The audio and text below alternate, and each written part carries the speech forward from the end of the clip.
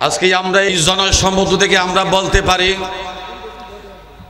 যদি আজকে সদাহার যে কোনো একটি অঞ্চলে 10 জন 20 জন মন্ত্রীকে দাওয়াত দিয়ে একটা অনুষ্ঠান করা হয়, আর এক পাশে যদি আমার মুফতি আমির হামজা কোরআন থেকে তাফসীর পেশ করেন, আমরা আল্লাহর নামে শপথ করে বলবো 10 জন মন্ত্রী মিনিস্টারের অনুষ্ঠানে যেই রকম মাহফিল হবে, মানুষ হবে না, তার চেয়ে 10 গুণ বেশি মানুষ হবে আমার এই প্রিয় মুফাসসির আমির হামজার তাফসীর শোনার জন্য। কথা বলা ঠিক কিনা? যার আলোচনা শুনে লক্ষ লক্ষ মানুষ পঙ্গপালের মতো এই কোরআনের তাফসীর শোনার জন্য মানুষ চলে আসেন। এই রকম একজন আলেমকে দীর্ঘদিন জেলখানায় আবদ্ধ করা হলো, 1 সেকেন্ড সময়ের মূল্য কেউ দিতে পারবে না।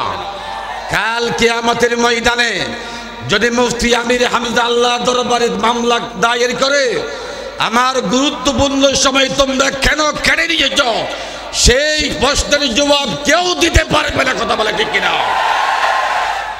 আজকে আমরা দেখতে পাচ্ছি মানুষ জনসমুদ্র হয়ে গেছে। এটা মুফতি আমির হামদার কোনো আকর্ষণ নয়, এটা হচ্ছে সরাসরি আল্লাহর কোরআনের আকর্ষণ। মানুষ আল্লাহর কোরআনের আকর্ষণে পঙ্গপালের মতো ছুটে আসছে। মুফতি আমির হামজা আমাদের প্রধান টার্গেট নয়, আমাদের মূল উদ্দেশ্য হলে এই মহাগ্রন্থ আল কোরআন। ঠিক কিনা? সময় সংক্ষেপ। বর্তমান সমাজে শিক্ষানীতি নিয়ে কিছু কথা বলার প্রয়োজন মনে করি, এবং বর্তমান সোশ্যাল মিডিয়াতে যে আলহামদুলিল্লাহ, ইনশাআল্লাহ, মাশাআল্লাহ, জাযাকাল্লাহর বিরুদ্ধে এখন ফতোয়া জারি হয়ে গেছে। ঠিক কিনা কথা কন? এই বিষয় নিয়ে ইনশাআল্লাহ হুজুর কথা বলবেন, আমরা কথা বলবো। এরপরে আলহামদুলিল্লাহ এই শব্দের ওজন কতটুকু, এই বিষয় নিয়ে কিছু কথা বলা প্রয়োজন।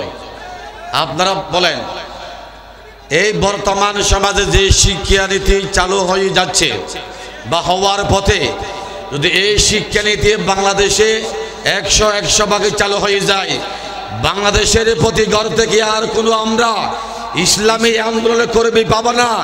সবাই 2, 3, 4 বছরে সবাই বড় বড় নাস্তিক হয়ে যাবে। কথা বলা ঠিক কিনা? এই শিক্ষানীতির বিরুদ্ধে মুফতি আমির হামজার মতো বড় বড় আলেম, বাংলাদেশের যে সমস্ত বড় বড় আলেম যদি আমাদেরকে ডাক দেয়, এই শিক্ষানীতি বাংলাদেশে প্রয়োজন করা যাবে না, বাস্তবায়ন করা যাবে না।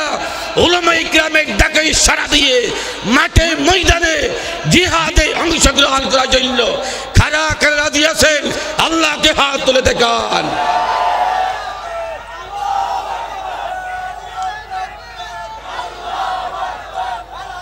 আল্লাহ আমাদের কবুল করে, আমিন বলেন। সম্মানিত হাজিরিন, আসুন, এই যে বর্তমান দেশে আলহামদুলিল্লাহ বিরুদ্ধে ফতোয়া হয়েছে, আলহামদুলিল্লাহ এটা কোনো আমাদের ভাষা নয়, সরাসরি আমার আল্লাহর ভাষা। সুবহানাল্লাহ বলবেন না? শুধু তাই নয়, কোরআনে কারীম আল্লাহ পাক রব্বুল আলামিন স্পষ্ট করে দিলেন, জান্নাতীরা যখন জান্নাতে প্রবেশ করবেন তাদের ভাষা হবে আলহামদুলিল্লাহ। জান্নাতবাসীরা যখন জান্নাতের খানা পিনা খেয়ে খুশি হয়ে যাবেন, তখন খানা পিনার জিয়াফত দেখে সবাই মুখ দিয়ে বলবেন আলহামদুলিল্লাহ।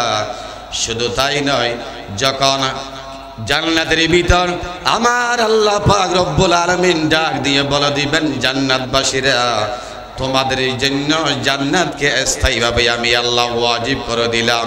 এই ঘোষণা শোনার পর সবাই বলবেন আলহামদুলিল্লাহ, সুবহানাল্লাহ।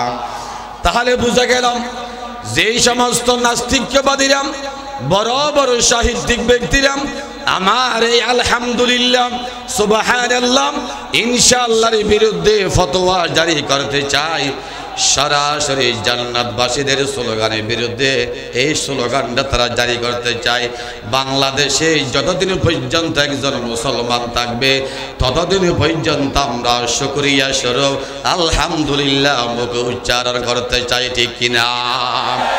আমরা জান দিয়ে দিব, আমরা মান দিয়ে দিব, যত লাগে সব কিছু কোরবান করে দিব, এই বাংলাদেশে নয়, সারা বিশ্বের জমিনে আমরা আলহামদুলিল্লাহর পক্ষে থাকতে চাই। তোমরা যারা আমাদেরকে বেশি বোঝাও, আলহামদুলিল্লাহ আরবিটা বাদ দিয়ে বাংলায় বলো, তাহলে আমরা বলবো আমরা যে আল্লাহু আকবরের নামাজ আদায় করি, আল্লাহু আকবরের শব্দটাও তাহলে আরবি না বলে বাংলায় বললে আল্লাহ সবচেয়ে বড়। এইরকম আরবি উচ্চারণ না করে যদি আমরা বাংলা উচ্চারণ করি, সবাই বলবেন আপনার নামাজ শুদ্ধ হবে না। কিছু কিছু জায়গায় কোরআনের শব্দগুলো হুবহু রাখতে হবে, যেখানে আরবি সেখানে আরবি রাখতে হবে, যেখানে সেখানে আরবিকে বাংলা অনুবাদ করে চলতে পারবে না। এই জন্য মৃত্যু পর্যন্ত আমরা আলহামদুলিল্লাহ চাই কি চাই না? আর বলেন চাই কি চাই না? ইনশাআল্লাহ কথায় কথায় বলবেন, কথায় কথায় আলহামদুলিল্লাহ বলবেন, কথায় কথায় মাশাআল্লাহ বলবেন, কথায় কথায় জাযাকাল্লাহ বলবেন। এগুলো হচ্ছে আমাদের মুসলমানের আদর্শ, মুসলমানের পরিভাষা, ইসলামী পরিভাষা। আয় আল্লাহ, এই মাহফিল থেকে দাবি জানাই, বাংলাদেশকে তুমি কোরআনের জমিন বানাইয়া দাও। আমিন বলেন না? আজকে আপনাদের অবস্থাতে খুশি হয়ে গেলাম। আমরা তো সদাহার মানুষ, আমরা আলোচনা করার জন্য আসি নাই, আমরা দোয়ার জন্য আসছি। আজকে এই মাহফিলের জন্য যিনি কষ্ট করে যাচ্ছেন, যিনি সাহেবে দাওয়াত জনাব মোহাম্মদ আলম সদাগর সাহেব, তিনি একজন ক্ষুদ্র ব্যবসায়ী, একজন ক্ষুদ্র ব্যবসায়ী হওয়ার পরও যে বিশাল একটা তাফসীরে কোরআন মাহফিলের উদ্যোগ নিয়েছেন, এটা অবশ্যই প্রশংসার দাবি রাখে। কথা কনা ঠিক কিনা? আর এই সমস্ত বড় বড় আলেমকে সহজে আমরা আনতে পারবো না। আমার সদাহার কৃতি সন্তান জনাব মৌলানা আহমদুর রহমান আজাদ সাহেবের মারফতে, নেতৃত্বে, ওনার মাধ্যমে, আর আমাদের ফেকুয়ার কৃতি সন্তান সাবেক ভাইস চেয়ারম্যান জনাব মঞ্জুর ইসলাম মঞ্জু ভাইয়ের আহ্বানে আমরা এই সমস্ত উলামায়ে কেরামকে আমরা সহজে পাই। যেই সমস্ত ইসলামী আন্দোলনের বড় বড় উলামায়ে কেরামকে আমরা সাতকানিয়া জমিনে মাটিতে আমরা পাই, তাদেরকে আমরা দোয়া করি আল্লাহ পাক আমার প্রিয় ভাইকে হায়াত মেদে বরকত ঢেলে দাও, আমিন। বর্তমান আমাদের বাংলাদেশে সাতকানিয়া লোহাগাড়ার জমিনে এত বেশি মাহফিল হয়, 10 বছরে এরকম মাহফিল আমরা দেখি নাই। আমরা অনেকে প্রশ্ন করলাম এত মাহফিল কেন? হুজুর 10 বছর পর্যন্ত যেই সমস্ত উলামায়ে কিরামকে একবারের জন্য আমরা আনতে পারি নাই, এই সমস্ত উলামায়ে কিরামকে দাওয়াত দিয়ে আমরা বছরে তিনটা মাহফিল করে প্রমাণ করতে চাই সাতকানিয়ার জমিন, লোহাগাড়ার জমিন ইসলামের জমিন, সাতকানিয়ার জমিন কোরআনের জমিন, সাতকানিয়ার জমিন মুসলমানের জমিন। ওলামায়ে কেরাম এখানে আসবেন, কয়ে বাধা দিতে পারবে না। আমাদের বর্তমান মাননীয় এমপি মহোদয় বলেছেন মাহফিল করার দায়িত্ব আপনাদের, এখানে আমি কলম ধরব না, আপনাদের যা খুশি যে আলেমকে দাওয়াত দিবেন, আমার কোনো হাত নাই, নাক গলাবো না। যারা এই আলেম উলামার নাম কেটে দিয়ে বিভিন্ন মঞ্চে মাহফিল করতে দেওয়া হয় নাই, আজকে বোঝা গিয়েছে কোরআনের সাথে আলেমের সাথে বেয়াদবি করার কারণে বাংলাদেশের মানচিত্র থেকে তাদের নাম স্থায়ী হবে ইনশাআল্লাহ। বোঝাবে ঠিক কিনা? এই জন্য আমরা কোরআন চাই কি চাই না? ইসলাম চাই কি চাই না?